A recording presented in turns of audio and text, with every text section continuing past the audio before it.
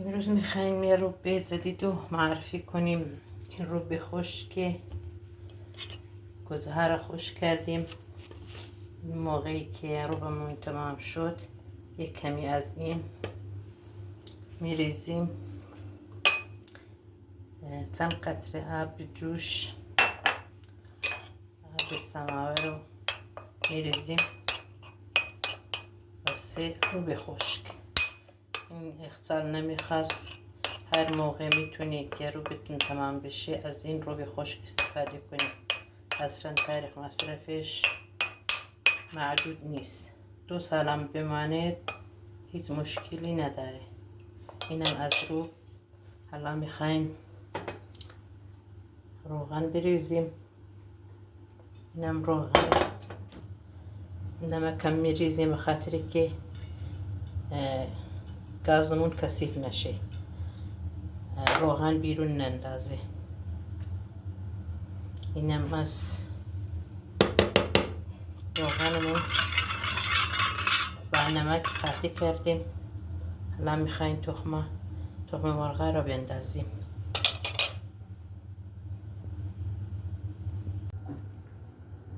مرغ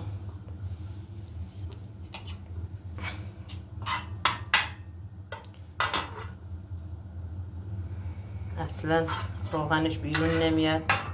موقعی که نمک داخل روغن بریزی اصلا بیرون نمیاد.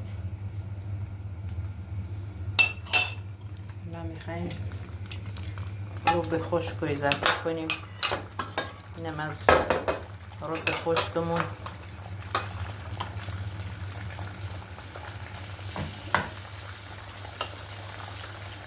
هیچ مواد نگهدارن کننده داخلش نیست، طبیعی نیست.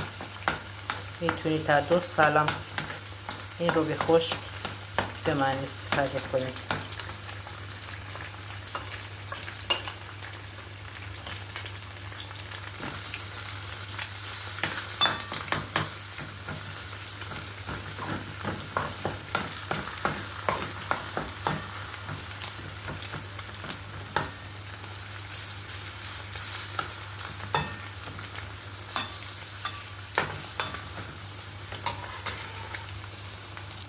اینم از املتمون. میتونین با گوشت و اینم استفاده کنیم. حالا شغل غذا رو میتونین به گوشتم اضافه کنیم. موقع گوشت رو سرخ کردی یکم بهش آبشته کنید، طعم بویش خیلی خوب میشه، عالی میشه.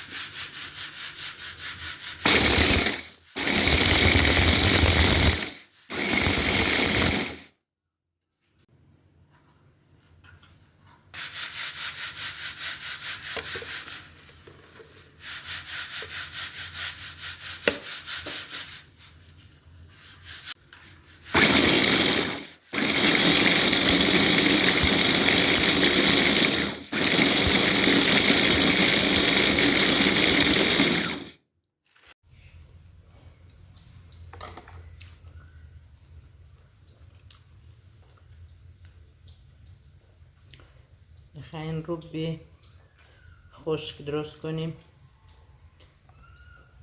گوجه ها را میشوریم،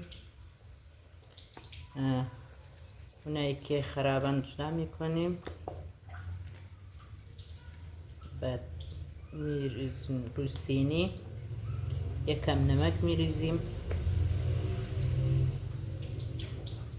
میریم بیرون با نور خورشید خشک میشن.